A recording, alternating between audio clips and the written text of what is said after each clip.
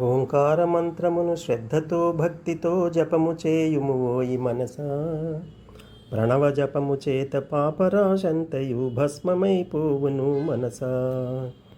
ప్రాణులన్నిటిలోన పరమాత్మ సమముగా వ్యాపించి ఉన్నాడు మనసా.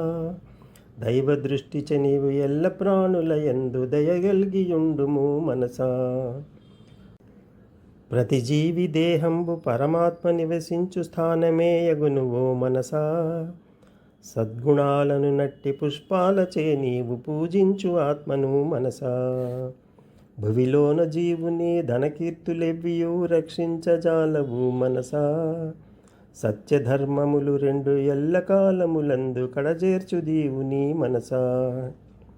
చిత్తమందేదైన దోషాలు దొరిలినా తొలగించివేయుము మనసా. దోషరహితంబైన చిత్తంబు ముక్తికి అనువైన క్షేత్రము మనసా. మితమైన హితమైన ఆహార సేవచే ఆరోగ్యమే బడయు మనసా. ఆధ్యాత్మరంగమున ఆరోగ్యమే మొదటి అవసరంబగునోయి మనసా. దేహమే ఒక నావ జీవుడద్దానని నడిపించుచుండును మనసా.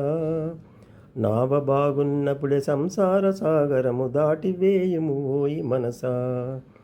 భువిలోన జీవుడు మోక్షంబు నొందుటకు గీత బోధయ చాలు మనసా.